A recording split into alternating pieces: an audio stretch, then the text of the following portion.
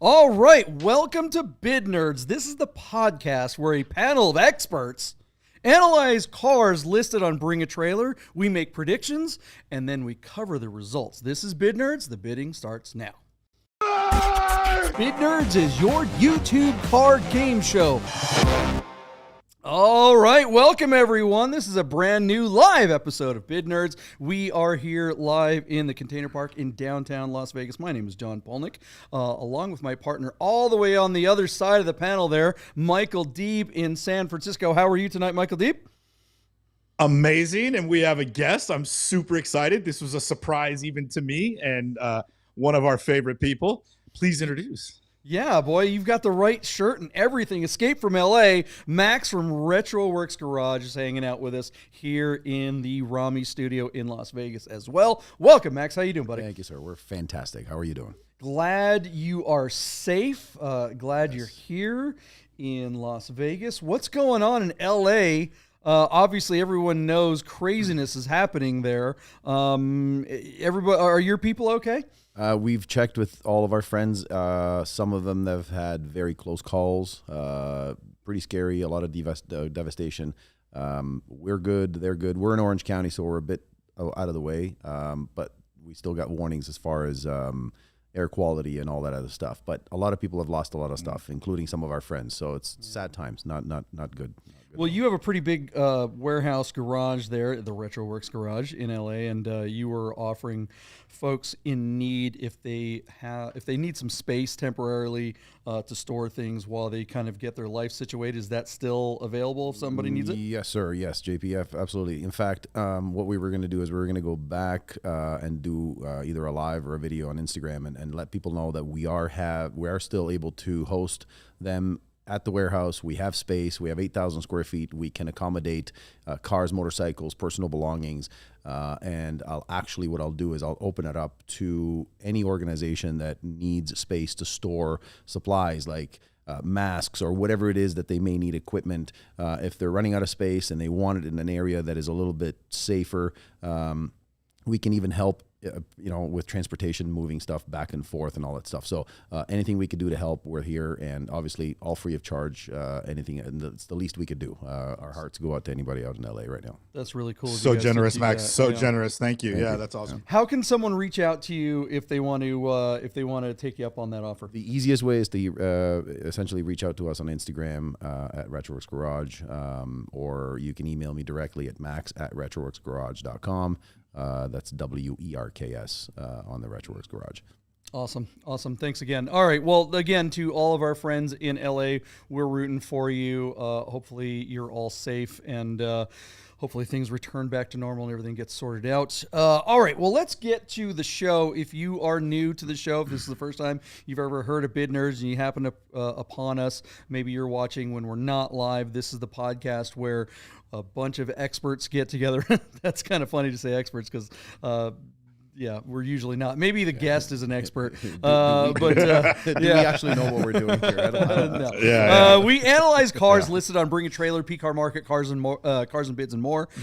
We analyze those listings, and then we make predictions. And we always start every episode by covering the results from the previous predictions. So that's where it's kind of like the game show The Price is Right, only with enthusiast cars that you guys all know about. So let's get right to it. Tonight's kind of overall topic is it seems to be there's a price explosion going on. Things were leveling out, and now to the moon. Seems like prices are going back up on classic cars on P-Car Market, Bring a Trailer, Cars and Bids, and more. Or are we just crazy? Well, let's go over some results from the predictions we made on the last episode and see if that is true. Michael D., what was the first car we made a prediction on the last episode? All right, JP, we are going to circle back to the 1994 Porsche 968 Coupe that belongs to our good friend Kelly, listed on Bring a Trailer out of Meridian, Idaho. The seller, Kelly's handle on Bring a Trailer is Curious Office. He's running his car no reserve. This 94 968 has just 76,000 miles, and Kelly's owned it for about 5 years. Well, some work was done in 19, and then I think maybe he got it in 21. So he's probably had it like 3 or 4 years. What makes this car so special is obviously the updates that came with the 1994 model to the 6-speed manual transmission. And it is apparently reported that it is just one of 99 examples produced for the North American market that was equipped from the factory with the MO30 sport suspension package, which is, hollow sway bars and I think better brakes and limited slip differential, and then finer tuning in the suspension and possibly an upgraded tire. So very, very cool car, pristine condition, and lots of little upgrades. JP, as we looked at this car, everybody in the herd and you and I are just sort of fawning over it. Red and tan is probably not my favorite color combination, but the way this car is equipped, you can tell that it's just dialed in and probably one of the better handling and driving transaxle cars ever that Porsche's ever made. And this one in particular, with all of the doodads and upgrades from the factory and from the aftermarket, producing one of the nicest ones to come into the secondary market that we've ever seen. So JP, when we talk about these cars, our friends at classic.com tell us that manual 968s from 964 typically sell from 1994 typically sell for $31,500. I took the first stab at a bid, and I thought this car would easily break 40 grand. My bid was $44,968. JP, you took the under, just talking about how the transaxle cars have always been a challenge for Porsche and that you didn't think this car would quite break 40. So your bid came in at just $39,968. Max, I know you know Porsches really well. I know you make some of the coolest 911s in the world. We're going to put you on the spot and throw you the fire, Max. What's your feeling about these transaxle cars, normally aspirated, manual, rear-wheel drive, limited slip, sport suspension, and a bunch of other little things to really dial this car in? Any love for the transaxle cars? And give us your bid on this one here, running on Bring a Trailer. I should also press a few, Max. We had Rami in studio. So I was at 44.9. JP was at 39.9, and Rami, who you know very well, he came in at 42.3. So Max, give us your thoughts on the 968, please? I think the 968 is a beautiful car. I've always been a fan of 944s, 951s, 968s. I think they're great. I think they're fantastic. They handle well. They're normally aspirated. Obviously less plumbing, less problems. I'm a big fan of turbo cars, but normally aspirated, there's something to be said about that too. I love the 968 because it's just, it's unique in itself. This particular car is really cool. I know that a lot of people are not big fans of the red with the tan interior, but I kind of like it. I mean, like, if there is any car that the tan interior kind of goes with, I think it might be the red, the guards red. Obviously, black interior would be better and probably would fetch a bigger number. I would think, and I would put this car at, I think probably right around the, I'm going to go with 41.5. 41.5? Yeah, okay. No, that's his number, 41.5. JP, you were at 39.9, right. And Rami was at 42.3. So we're at 41. close. Yeah, at 41.5, yeah. Max, you would have won. Our car hammered for $41,218 where it sold on 44 bids. So between JP and I, JP was closer. But at 41.5, you even beat Rami, who was really close. And again, this car ran no reserve. He did dry ice underneath and lots of beautiful photos to show how clean the car is underneath, and then gave the receipt, so he could let people know, I did it. I just did it because I like the way it looks. And he got rave reviews in the comments. I want to commend Kelly on doing such an excellent job of engaging in all his commenters and questions on the listing. And I think that's why he broke 40 grand, is because he went so far with the listing. We kind of teased him about not taking the best assets for the car. But the car itself really stood on its own. And Kelly did an excellent job managing the auction while it was live, and I think the result sort of speaks for itself. I still say that even though Kelly got, quote unquote, all the money for his 968, $41,000 for probably the nicest driving 968 and one of the cleanest examples in the country, still sounds like a bargain. If this was a 964 with these miles, this condition, and these upgrades, it'd be $140,000. And then while the 964 is a absolutely wonderful driving car. I'm not going to say that it's that much faster than this. You know what I mean? Like, it's not $100,000 faster. You know what I'm saying? So I just think these are a screaming bargain. JP, what do you think about the result and the market for 968, which is, almost laughable? Like, it's a lot of car for the money, I think, Yeah, Kelly is watching right now, the owner of the car, the previous owner of the car. Hey, Kelly. Thanks for hanging out, Kelly.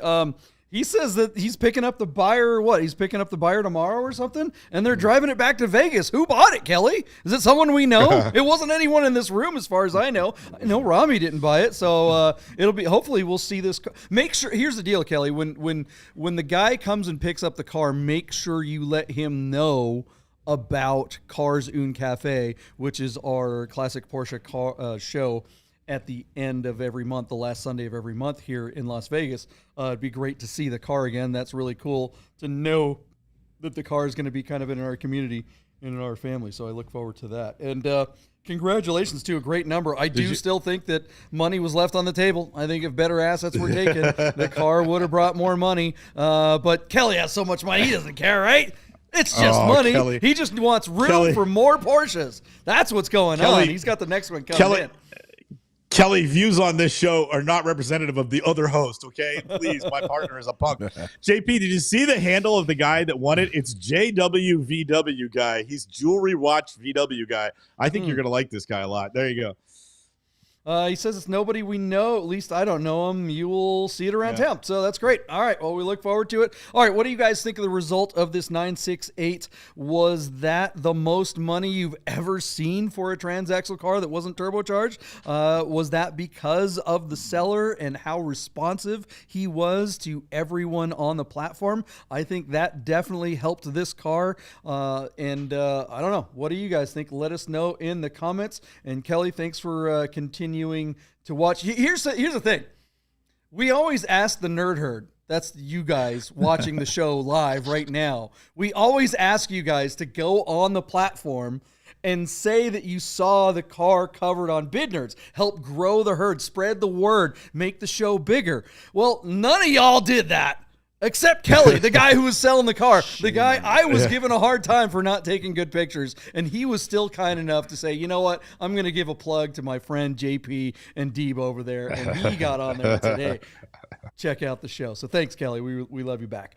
Thank you, Kelly. Congratulations. Let's move on. So does that represent a price explosion? I mean, that does really look like a big number for a 968. What do you think? Let's take a look at the next car and see if that backs it up. And Kelly, call me before you sell your next car, whatever it is. Okay. So JP, we are going to check in on a 1987 Volkswagen Golf GTI that was running on Cars and Bids, no reserve. Max, this is a European market Mark II. And they did an engine swap to 2.8 liter VR6, the narrow angle VR6, with a 5-speed manual. It's on a U.S. title, but it's a ZZZ VIN from, as we would say to Max back home. And the car's on a clean Texas title, and it's showing 120,000 miles. Lots of modifications. A little bit of a body kit. JP was wondering aloud if it was a Zender. I don't think it is because they didn't say it was a Zender, but it's certainly got sort of that edgy look like the Zender kits from In Period. For my taste, it was just a little too much boy racer Grand Auto crap on the car. So I just kind of don't like this Volkswagen on Doug DeMiro's site, and it's probably misguided. It's probably a fine place to sell the car, but I just wasn't feeling this one. So my bid was low. According to our friends at Classic.com, the average selling price for a Mark II Volkswagen that would basically be a domestic car with the original 4-cylinder engine in it is $15,300. But this car was super modified, and I thought that would send people running. So my bid was deplorably low, $9,998. JP, you came in over at $14,000, and Rami went over Classic at $16,000. Max, before we went live, you said, "Ooh, I love Volkswagens." Tell us your impressions of Mark II, the VR6, and give us a bid for this car, please. I love GTIs. I think they're wonderful cars. Again, like the 968, they handle well. They're a no frills car. Very easy car to work with. It's just simple German engineering. This car with the modifications. Some I appreciate. I do like the VR6 upgrade. There's a lot of frills on it that I don't think I'm a huge fan of. But having said that, I know that there's probably a market of people that would actually appreciate the stuff like that. And you did mention something. What did you call it? You said something about a fanboy thing. What did you call Boy it? racer? Well, yeah, just Boy- yeah, boy boy racer, boy racer. A little It too does much have, stuff but on I this one. think that there is Yeah. a lot of people out there that sort of, and it's not a bad thing because I'm, sort of kind of like that too, that appreciate that type of boy racer thing. So I would put this at probably like 69 ish. Yeah, 69 is probably my number. So Max is over Rami, and it's not a bad bid. The car actually did really well. JP, it was running no reserve, so we did know it was going to sell. But I think the car did very good. So $14,800 where it sold on JP. 68 bids. They fought over this car on a short clock because that's Doug DeMuro's site. I mean, listen, anytime we see a high bid count on Doug DeMuro's site, I'm really impressed. So they absolutely wanted this car. I feel like the seller squeezed every dollar out of it. He essentially got $15,000 for the car, and ran it no reserve. Well done to him. And I don't think it's the guy who bought it. I don't think he overpaid. Obviously, there were other people that wanted the car because they fought for that number. So just success all around. And there you go. What do you think, JP? Yeah, I think this car proves that there's a lot of competition for cool cars at a lower price point, and there's just hardly anything very cool for under $20,000. So something like this comes up that's really period correct. You guys say it's boy racer. To me, it'd be one thing if it was modern boy racer, right? But what I love about this car is that, look, I'm an old guy. I remember when these cars were contemporary. This is the car I wanted in high school and couldn't afford, right?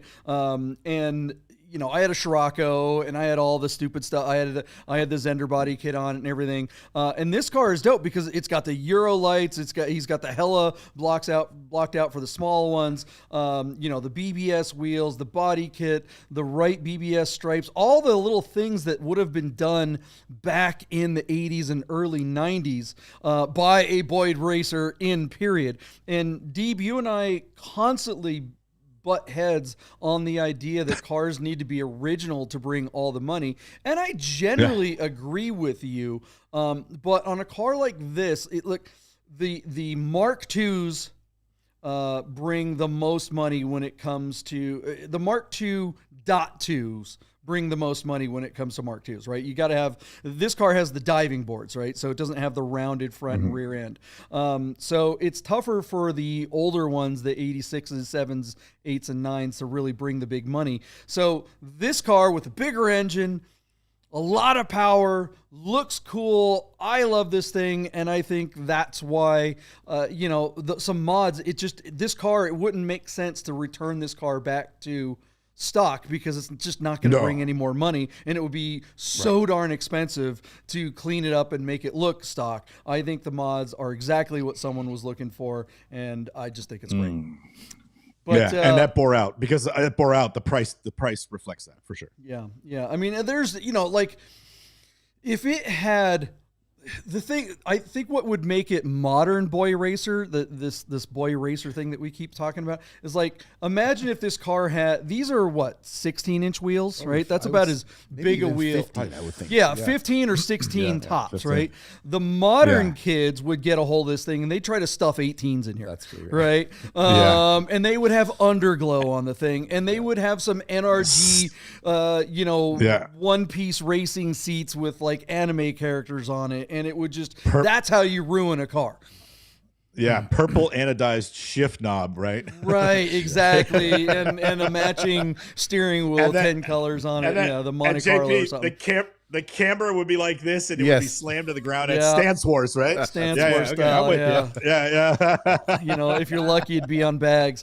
So a period correct boy racer, I'm all right with, because I was that kid, and that's what you want. You want to go back to what was original in that period. But what do you guys think? Do you guys think that this represents a price explosion in old classic cars on Bring a Trailer Cars and Bids. We're going to keep examining that question. We're going to go over the results. Let's cover the results of the next car that we talked about on the last episode. But don't worry, guys. We are going to get to predictions, I promise. So make sure you stick around.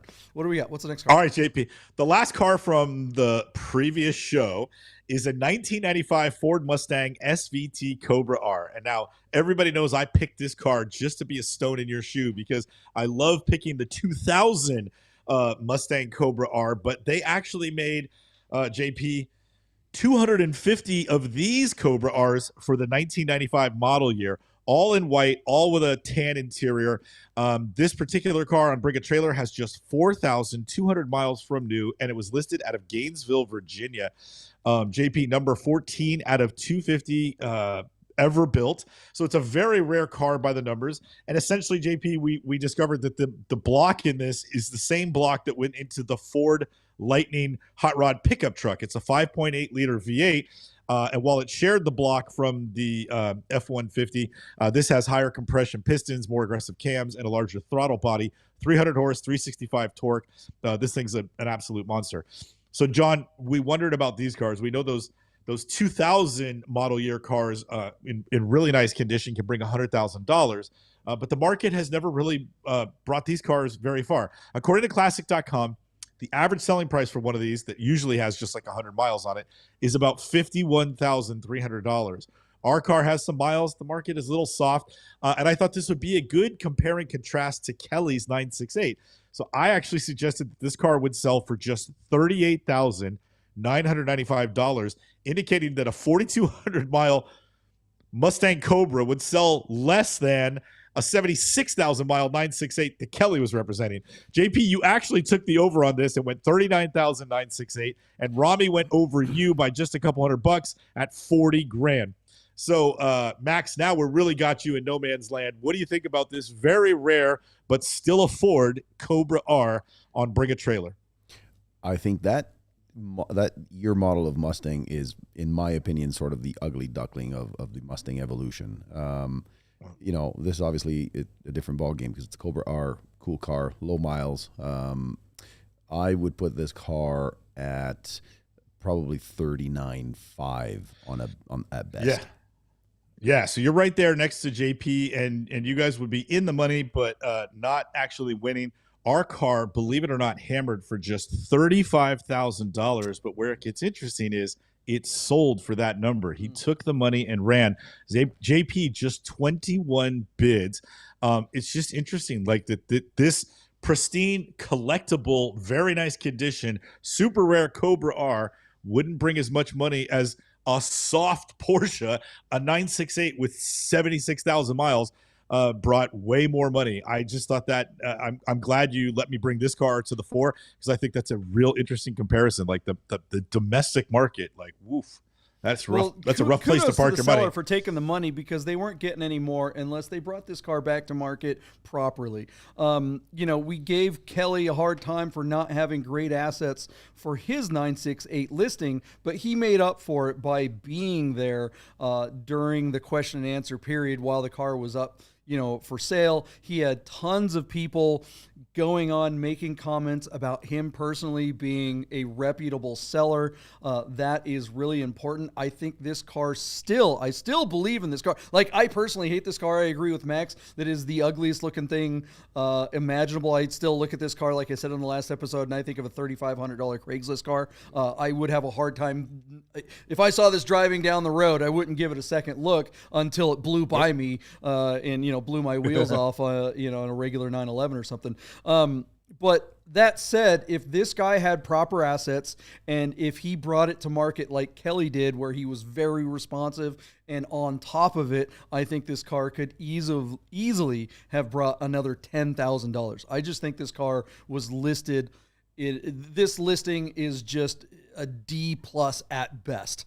And that's just going to cost you money if you don't pay attention to the details on your listing, you know, doing things like ice blasting or, you know, photos or all those types of things really adds up. And money on the table. What do you guys think? I think you should hire the bid nerds. Yeah, right. You know, that's something that we don't do enough, and we promised we would do more this year, is that if you are considering selling your classic or collectible car on one of the auction sites, my partner Michael Deeb right over there can help you out with that with a concierge service, and I, yours truly, can help you out with creating those great assets, whether it's photos, video, or both. We are hired guns for just that. So reach out to Bid Nerds, DM us on the Instagram machine, and that's enough plugging us. Let's plug our friends. Let's do some commercials, and we will be right back with predictions. So stick around, guys. Hey guys, I gotta tell you about our friends Godden Porsche of Las Vegas and Godden Classic. If you're looking for a new Porsche or a classic, you gotta call our friend Steve at Godden. This guy. Save yourself the hassle of screwing around with all the auctions like we always talk about, and just talk to Steve. He'll find you the classic Porsche you're looking for. Godden Porsche of Las Vegas. Hey guys, you're probably looking at your watch and wondering if Bid Nerds will ever end. So you better talk to our friends at Our Smiths to make sure your Rolex, Tag Heuer, AP, or any fine timepiece is in tip-top shape. Our Smiths, fine Swiss repair. All right, we are back. I'm looking at my watch from Aviaire. Oh my gosh, this is an Our Smiths watch right there. You guys need one of those. Reach out to our friends at Our Smiths. Not only will they service your fine Swiss watch, but they will also make you a custom one-of-a-kind if you so choose to ask them to do so. Yeah, they'll also fly in your favorite podcast host to be there when you pick up your watch from Our Smiths in Boise, Idaho. That's right. On Saturday, the 25th of January, if I have that date correctly, we will be presenting, I think, as car specialists, in the secondary market to an event for the PCA. Yeah. But JP, I have it on good authority that it only took 8 days for the event to sell out, and they're wondering if they can expand the space so that they can get more people tickets. I assume they sold out in eight days because of the Bid Nerds, but who knows, whatever. That means we have to actually do something that people will want to see. I don't know what we're not a Bid juggle. Nerds, you got yanked, but you know what I was thinking, Deeb? I was thinking about this because my big question to Anthony, I know he's watching, and we'll follow up with you later in the week, Anthony, is we need some AV. We need to make sure we have a big screen. What I think we should do is a version of the show. I think we should just have a bunch of listings and just go for it. Just nothing but Porsches. Okay. Let's pick a bunch of Porsches that are going that week, and let's do a special panel and have some fun. Everybody loves a game show. So what do you guys think? That's what we're gonna do. If you're in Idaho, reach out to Anthony at Our Smiths if you need your watch serviced, or if you want to come see the Bid Nerds at the event, they can get a bigger venue. Okay. Big question today: is there a price explosion happening in the classic and collectible car market on the auction sites? We have some really cool cars to analyze listings. Let's get right to it. And we've got Max from Retro Works Garage hanging in here with us, and he is raring to go, going, shut up, let's get to the damn predictions. Let's do this thing. What's the first car on the list, Michael Deeb? All right, JP, I'm going to open with a question that you guys can answer when you get to talk, but have any of you ever met somebody who didn't like the Acura NSX? We are going to take a look at a one-owner 1992 Acura NSX with a 5-speed manual that is listed on Bring a Trailer out of, I can't pronounce this, some town in Pennsylvania, Nesquehoning, Pennsylvania, 18240, whatever, blah, blah, blah. This car, JP, has a very interesting provenance. As a one-owner car with just 2,000 miles from new, it was parked for almost 2 decades in the back of some old guy's shop. And these guys that do these detail videos, and they bring it into their shop and they spray all the foam and they do these 20-minute videos. I have actually watched the video on this car being pulled out of this old man's garage, brought to these guys' shops, and then they're basically trying to sell the cleaning product and their service. But it's a 22-minute video, and that video is included in the listing. If you have not accidentally come upon this on YouTube, treat yourself and watch it. I find the cleaning of the car mesmerizing, and the before and afters are unbelievable. The car was covered with 1 inch of dirt, but it doesn't have any scratches on it. Now it looks like a car that just rolled off the showroom floor. So this car has a very interesting provenance, because I think that video is a big success as something that's gone viral on YouTube, and now the actual car is listed for sale. So perhaps one of the lowest mile manual Grand Prix white with a full black leather NSXs that is a documented one owner. It's apparently just one of 411 that were manual white over black leather and then the black roof. I mean, just like a legendary car, impeccable condition. And it's the absolute, like a quantifiably valuable colorway being white and black. Something about white Japanese cars, JP, I've been banging that gong and dying on that hill for 4 years on this show. If you have a Japanese car and it's white and it's manual, it's worth more money. I don't know why. That's the thing. This car is in the market. And so JP will have a lot of fun with the numbers because NSXs have had their moments where they've gone crazy. But this particular car closes tomorrow. It's already at close to $110,000. I have a sneaky suspicion, JP, this will be a high watermark for an NA1 NSX on Bring a Trailer, and we'll know by this time tomorrow. So, JP, we've covered a few NSXs. I know that you've driven some. Our really good friend John has one, and I know he's been generous and let you drive the car. I got to drive it around the block one time. It's the only time I've ever driven an NSX. I don't really have good seat time behind the car, but I've always loved it. It humiliated the Ferrari 348. And it really forced the European supercars to rethink their game. So this is an absolute groundbreaking, sports car from back in the day. And this might be the best of the breed. JP, take it away. What do you think of the car? And do you think that we could see, because of the optimism with the bull run and we've got a candidate being sworn in, do you think we could see a high watermark for the model? Well, you asked the question before, do you know anyone who doesn't like an NSX? And I'm going to raise my hand. I'm raising my hand right now. I hate the goddamn NSX. I can't stand this car because do you know what an asshole is? Max, have you ever heard of somebody been called an asshole? No. It's when someone asks you a question yes. and you give them, or they ask you for advice and you give them the advice and they do the exact opposite. I actually have a sticker of that on my toolbox at the shop. Don't be an asshole, right? When I was in the early 90s, when these cars came out, right? All my friends were much smarter and much more successful than I just like everyone I hung out with. One of the best things I ever did was hang out with people that are smarter and more successful than me, right? I always thought that maybe that would rub off. Didn't really work, but that's what I thought would work, right? So, but one thing that all my smart and out of college rich friends during the .com era and everything in Seattle, they knew that I knew cars, right? That was the one thing that I knew more than them about. And so they would always come and ask me, "Oh, should I get a Porsche? What Porsche should I get?" They'd ask me all about Porsches, and I would tell them all about Porsches. And 2 weeks later, they'd show up in one of these goddamn things. So I hate NSXs. Because I'm just so over assholes. And these cars are just wonderful. They're one of the greatest cars to drive of all time. When this car came out originally in 1989, when Car Week, I still remember reading the article in high school, and the writer was trying to find something wrong with this car because he clearly loved Italian sports cars and German sports cars. He's like, oh, Hollywood's going to be full of a bunch of, rich guy hussy wives driving these around. And he ended the article saying, lucky hussies. So there it is. This car is definitely not a hussy car anymore. What do we think that the NSX, this maybe the cleanest, nicest one we've ever seen, what do we think it's going to bring, Michael Deeb? Well, Max, do you want to say something about the NSX? Any experience with the car? It's probably one of the coolest Hondas, but not my jam, not my cup of tea. I do appreciate it, and I do have an appreciation for Japanese engineering and motors. Especially with a lot of cars I've seen lately. I've seen Porsches having K-swap motors in them. Like I've seen 996s, 997s, which is blowing my mind. But I mean, these things are capable of crazy horsepower. So mad respect to the Honda power plant.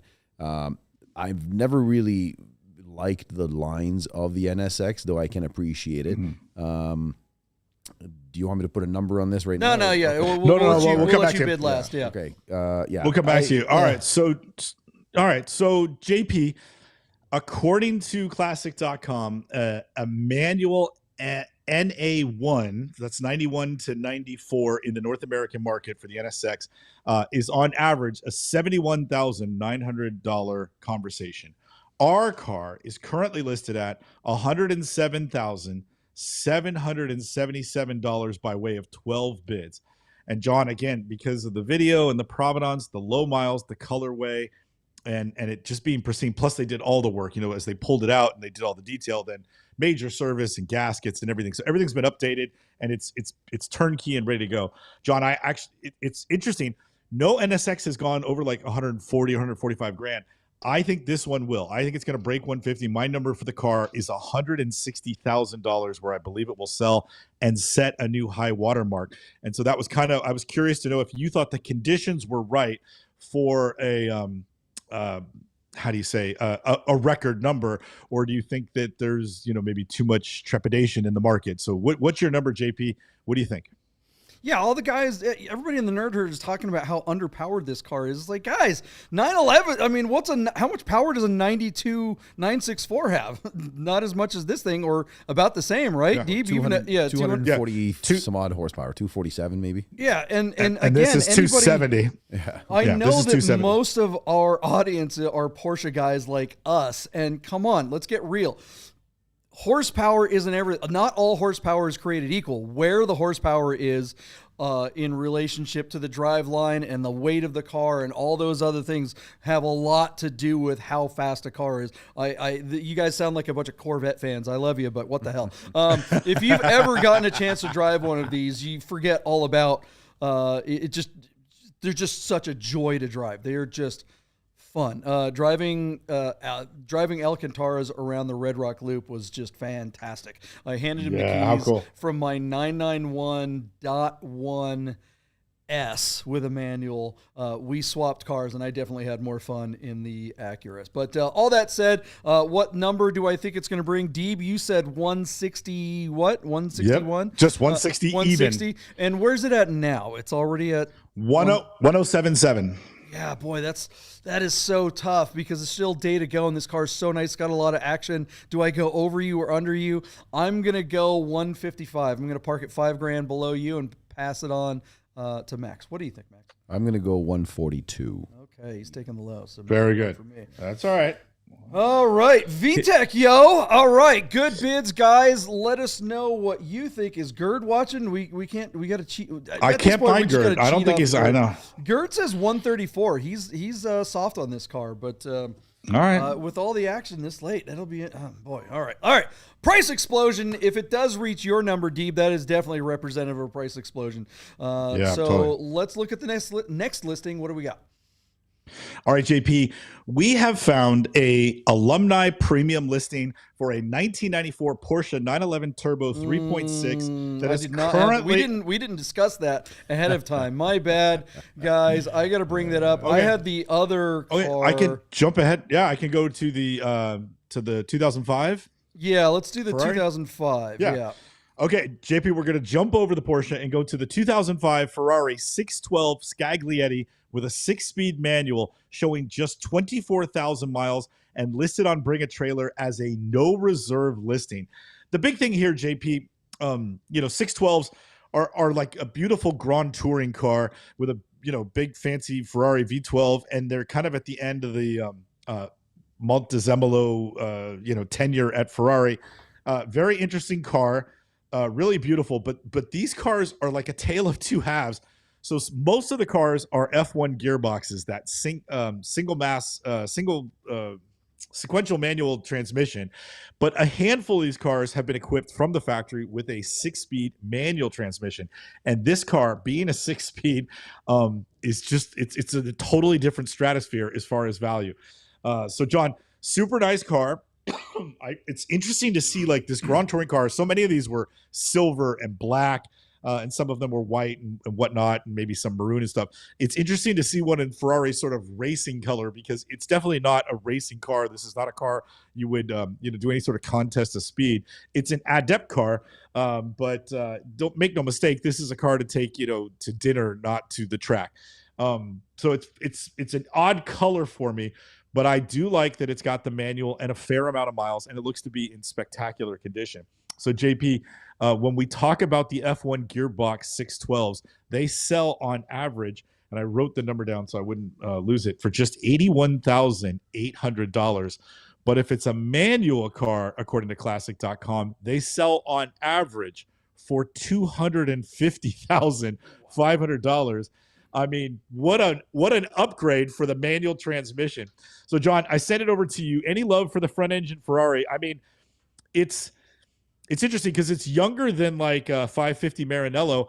And with a manual, I bet it's, it might not handle as well as the 550, but I bet it's really fun to drive. I've actually driven one of these. My big friend Kevin had one of these. They're really nice cars to just drive. But there you go. What do you think, JP? Any love for the manual 612?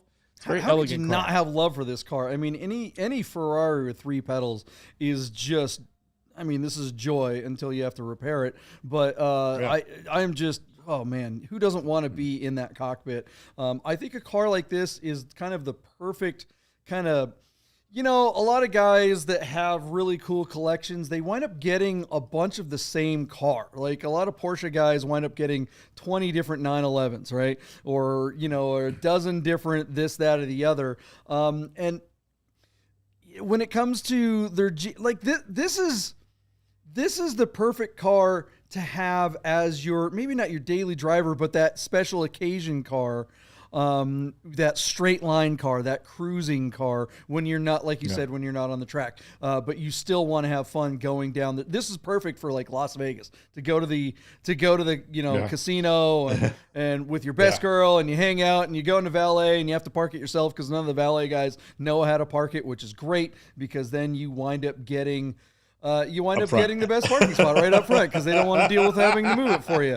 Max, what do you think of this beautiful Ferrari? Okay, so I'm a huge fan of Ferrari, and I love each and every model. I am more of a rear mid-engine Ferrari than a front engine. I'm not a huge fan of the whole front end engine Ferrari. To me, this is, and not that I am not an old man, but it's a 69-year-old guy who has perhaps maybe a 355, a 348, maybe an F40 in the garage, and he uses this as his daily driver. Hell yeah! Unlike what you said, JP, I think this is the perfect daily for the guy that does have the F40 in his man cave.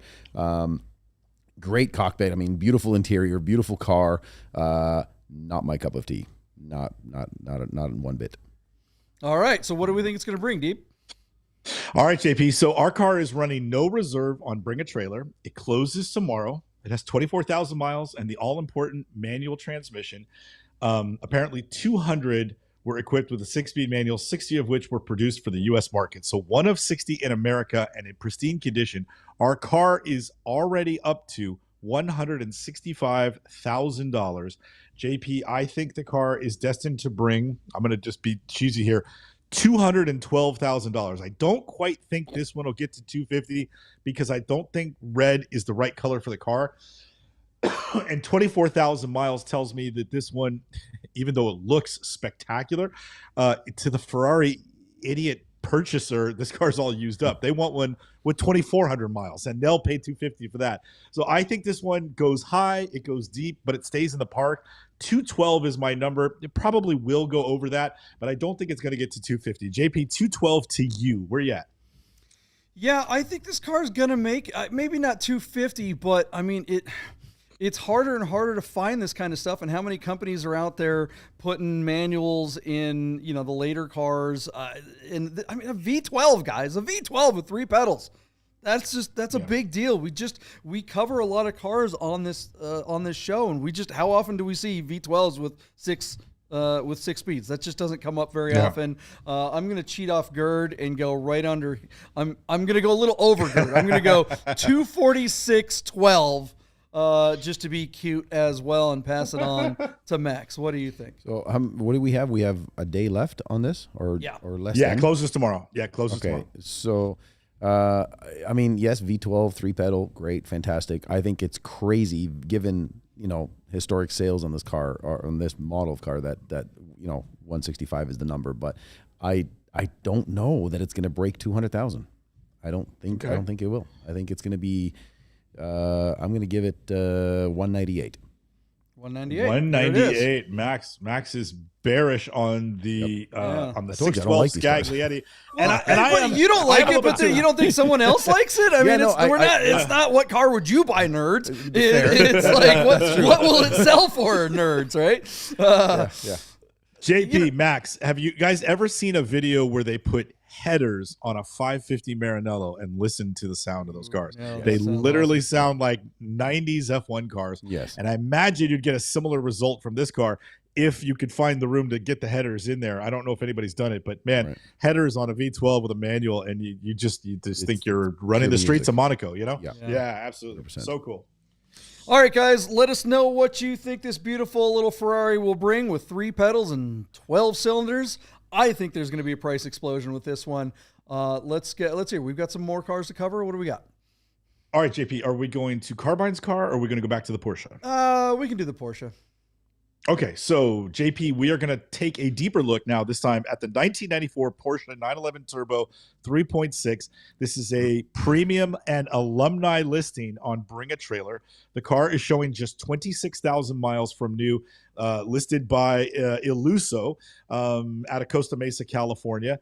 The car is an alumni. It was sold on Bring a Trailer back in April of 2022. And JP, you and I remember pretty strongly that was a strong time for the market.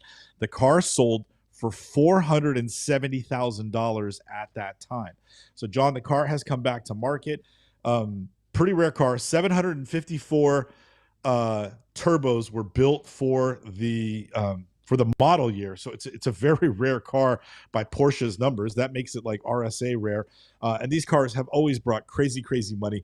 They're essentially the last great kind of analog turbo, as it's just rear wheel drive, manual, single turbo, 355 horsepower, the 1 year of the 3.6, and get that little bit of extra horsepower and the cool Speedline wheels. Again, guards red and tan wouldn't be my first choice, but this car looks so nice. And this was such a great driving Porsche. I mean, how could you not just absolutely love it? The car's got a limited slip, H&R springs, and it's got big sports seats, the big bolsters, the sports seats. I'm digging this car, JP. I would not kick it out of bed for eating cookies. So, John, you have experience with these cars. Tell me what you see when you look at this one. What do you think the market, or sky the limit for a 3.6 in today's market? I should also mention that the aftermarket stereo is a Macintosh CD stereo with Macintosh speakers. So, Max, correct me if I'm wrong. It's like $18,000 sound system in this car, right? Pretty close, yeah. Yeah, exactly. Yeah, those were really worth something. Yeah. JP, what do you think? Yeah, I mean, this obviously is a gorgeous car. This is a dream car. The 3.6 is the one that Bad Boys, come on. It's not the Bad Boys color combo, but who cares? You really don't get to pick a color if this is a car that you want. You're pretty much going to have to take what you get, because we just don't see these come for sale very often. And that caramel interior really is tough to deal with, but luckily this is from an era when Porsche, at least like all the modern Porsches, if this were a 996 or a 997, everything would be that caramel color, including the dash and the steering wheel and the top of the door cards, like everything. It'd be just a sea of that beige. But luckily, in the 964 era, they broke it up by having the black dash. So I think that makes it work. And with the red, I think it's just a classy color combo. But again, who cares what color it is? This is a 3.6 liter dream car. Why didn't Porsche put the 6-speed G50 in this thing instead of that 5-speed?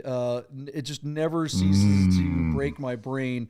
Max, what do you think of the 3.6 bad boy car? I think this is the car to have if you're going to have an air-cooled 911, and obviously affordability is not an issue. This is the car to have. I mean, the 3.6, any 964 is really essentially the air-cooled car, but the 3.6 964 turbo is the one to have. This particular car is beautiful. I am a huge fan of Guards Red 911 turbos. Again, the tan interior doesn't bother me one bit. I think it's cool. I've always liked the tan interior. As JP said, I do agree that it makes it easier to sort of deal with having that black dash, sort of like a break, as opposed to the 996s where everything would just be like an overload of beige and tan in there. Deeb said it. I mean, or JP, I think it was, that said, bad boys. I mean, this is the bad boys car. We've all, if it wasn't the 930 turbo, we had this as a poster and on our wall, right? So this being, as far as I'm concerned, the bee's knees. I love these cars. I think it's great. All right, what you gonna do, bad boys, with the price? Right. Michael Deeb, what's it gonna bring? All right, JP, the numbers that these cars are bringing today are insane. There are a couple of these cars in static sales that are at listing prices in the $500,000 and $600,000 range. This car is pristine. It is one of its own better comps, having sold previously for $470,000. These cars are on the up and up. And I think this car, maybe it doesn't get up to like the 570 or whatever, but I do think it's going to bring a little bit more money than it did last time. JP, my bid is going to be $485,000, but I wouldn't be the least bit surprised if this car breaks $500,000. If this car brings over $500,000, would not bat an eye at that. Again, some of the lower mile and rarer color cars are tripping in the high 500s and touching 6. So I just think this car at $485, that's a good value. 2 months from now, when guys are cashing out, I think this car came to market a little too soon, JP, because I do think this will be a $550,000 car in the spring. So JP, $485 is my bid to you. The folks who are looking at something like this, they don't care about this month or 3 months from now. The folks that are in this price bracket, the folks that know what a 3.6 like this one is, they have been waiting to get one, and they know that if they don't get this one, they may not get another opportunity to get one soon. Do I think it will break 500? I'm going to say no. I'm going to go 4, 9, 6, 4, and zeros after that. So, and pass it off to Max. What do you think? Well, I think, talk about a great investment. I mean, like these cars, I remember, I don't even know how many years ago, I was seeing them for like $250,000, $252,000. So fantastic investment. But in this case, I would say 498 is what it's going to do. Ooh, there you go. Right there. Just under $500,000. Yeah. All right. Just under $500,000, but just over me. I see how you are, Max. Playing it tight. That's how it is, buddy. Playing it tight. Jeez. Oh, man, last time he gets invited, he's going to beat me on every one of them. JP, that's what that feels like, by the way. Yeah. Well, the nerd herd is all over this one. A lot of folks are saying over 500. Everybody else is kind of in that just under 5, just over. So pretty big spread. Actually, some of these guys are at 430. Yeah. So I don't know. This is going to be one close one to watch. Good pick. All right, we've got one more car to cover. What's that? Look at Ross Churchhouse. He said it's 525,000 because crypto. Crypto, bro. Yeah, crypto bros for life. One, yeah, no, it's true. Well, that's the thing is that, I mean, that's what's driving this price explosion is a lot of optimism out there, crazy rips on the market. I hate to bring this up, and at some point, I imagine we'll talk about this in coming episodes. I don't want to talk about it too soon, but a lot of really rare, amazing Porsches have been lost. And we're going to start hearing about that soon. Yeah. And a lot of those folks are going to be in the market to replace those cars. So what's the market looking like 2, 3, 5 months, 6 months from now when people start getting when they've got their insurance checks, their house is already being, it's getting rebuilt and that process is going and people start turning their attention to replacing some of these rare cars that they used to have.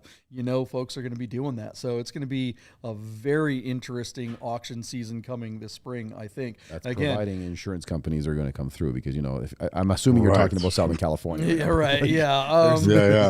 Well, at this point, the feds are probably going to come through. Not that for better or worse, whatever, and we can talk about that when we have that conversation. Right. But, I think by and large, there's going to be a bunch and let's face it, a lot of the folks that had those super rare cars, it's not that they can afford to lose that estate, but a lot of these folks lose, a $200 million house, and that's like a single digit percentage of their net worth. So again, I'm not saying that by no means am I, victim blaming or saying that anyone rich deserves to lose anything, but I think a lot of folks out there that have lost, even in a situation where they may not get the coverage that they thought they had or deserved or should have gotten.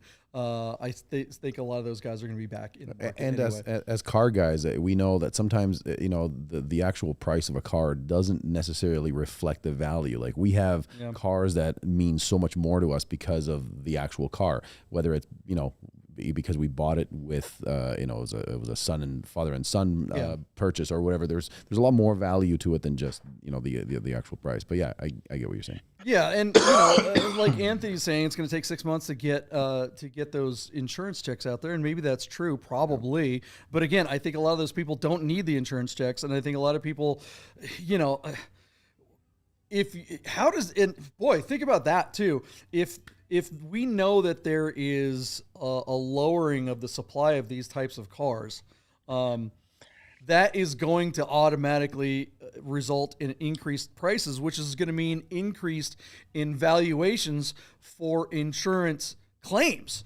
So if you're sitting there going, I had a car that was worth $200,000 when the fire happened, and now that it's time to go ahead and replace it 6 months later, that same car is now worth 250 or 300, what kind of mess does that create? Boy, that's a whole conversation probably for another episode. We have one last car I want to cover real quickly, so let's move on from that and get to this last car, because this was sent to us from Chris Carbine. He wanted us to cover this, and again, a bunch of people sent me this thing. You're kidding. Like I had three people send me this car. Nobody sent me this car, and thank God they didn't. Thank God they didn't. JP, what we're looking at, and you're not going to believe this, Max, that is a 2001 Mercedes-Benz SLK320 running no reserve on Cars and Bids. And if you're looking at your computer right now and you're like, Deeb, that's not an SLK. It is. It's just been dressed in. This SLK identifies as a Volkswagen Ghia with a body swap. So this car is transitioning into a Ghia right before our eyes. Well, no, it's transitioning into a Ghia not a Gullwing, but like a SL car. A 190 SL. Mercedes yeah, exactly. Badges all over it. Yeah. Oh my God, JP, this car doesn't know what it is. Leave that there, the other. I totally get why people like to have fun with their cars, and I'm totally down with the spirit of all of it. But some of them just don't make any sense to me. JP, I cannot get behind this car. It doesn't do anything for me. And the donor car is also a piece of crap. It seems like a waste of money to have done it on that platform. And by the way, you could have gotten a 320 with a manual, and this one's an automatic. So poor donor car. And a goofy looking car that doesn't look right to me. This car belongs on Doug DeMiro's site. Mercifully, it's running no reserve, so we don't have to worry about this car coming back up for sale again anytime soon. JP, 117,000 miles on a clean Texas title. It is an SLK 320. The Ghia as the body for the 190 is an interesting switch, but it doesn't look like a Ghia, and it doesn't really look like a 190, and it doesn't look like an SLK, and I don't really care. So, John, thank you, Chris Carbine, for picking a car I could poop all over. JP, do you like this thing? Is that a roll of toilet paper or just toilet towels? I'm not sure. This thing is an outhouse, but could you get the 320 in a manual? I know you can get the 1.8 in a manual. Early, for the 320 or just the 1.8? My understanding, it was just the 1.8 was a manual. So maybe someone in the nerd herd can look that one up. SLKs, but still, if you're limited to the 1.8 supercharged compressor thing with a manual, that would definitely be better. This thing is just, oh my God! Does the 2x4 come with it? It is an absolute shit show. But there's something about it that I know why people sent it to me, because they know I'm a softie for weirdo cars, and this car is definitely a weirdo car that's not going to cost a lot of money. The big question is, will it burn down from the time you buy it to get it to your garage? It's got to be terrible to drive. It's got to be. I mean, this is all fiberglass rickety stuff just bolted to it. I mean, if you're going to do this, it may as well be on an SLK, though, D, because that's what garbage car. So at least they didn't waste a good car or a good chassis on this silly project. What do you think of this thing, Max? I'm more upset about the Ghia that was lost in this project. I don't think it's a real Ghia. I think it's a fiberglass one, dude. I think it's a fiber kit. I don't even think it's a real Ghia. So, yeah, I think you're all right. So we don't know what chassis was? No, the chassis. No, is the okay. chassis. Right. No, okay, but they're so- saying the body came from a 74 Ghia, so they're acting like it's a real Ghia under there, not a gotcha. fiberglass avocation. So anyway, Max, what do you think? Let's wrap this thing up. I'm a fan of resto mods and sort of weird things, kind of like JP. I like these oddball, creations. This one, if I can be honest, is a bit of a freaking disaster. Like the bird's nest of wires that you see in the trunk is like, that alone would make me worry that thing's going to catch fire. So, in terms of, what is it? What do they call it? Good from far, but far from good. A 10-footer, at first you're like, okay, kind of cool. Like I see the creativity and I like the whole approach to it. But it does lack a lot of everything else. So on the same time. All right, guys, it's a long show. Yeah. Let's we got to wrap it up. What's this thing going to bring, Deeb? What's your number? All right, JP. According to Classic.com, a 01 SLK 320 is a $10,600 conversation. Our car is running no reserve. It doesn't close until Wednesday. It's at $7,800 on 19 bids, which is astonishing to me. So I'm going to go that modifications be damned. This car will bring what Classic says. My bid is exactly $10,600. John, what's your number? Oh man, that's tough. My number was going to be 10,000, or actually 99.99. So that's what I'm going to stick with, 99.99. But yeah, we'll talk more about it on the next episode. Max, what do you think? I'm at 8,500 at best. 8,500 at best. Well, I mean, aren't you surprised that it's at 7? Again, you're am. playing the what would I spend on it bullshit. What would someone? There's somebody out there that wants like an interesting car for under $10,000. What do you get for under $10,000? That's is interesting. 19 people have already been on this car. That is mind-blowing to me. This is gonna be something. If it were a manual, it would be tons of fun with that 6-cylinder. Absolutely. And it probably weighs nothing. All right, that's it, guys. This has been another episode live, Bid Nerds. Max, thanks for joining us. How do we find you on the webs and the Instawebs and all that stuff? Instagram, we're at RetroWorks Garage, and online, retroworksgarage.com. Or just email me straight, max@retroworksgarage.com. All right, we'll see you guys 6:30 Pacific time Wednesday night. Thanks for hanging out. Bye. Bid Nerds is your YouTube car game show.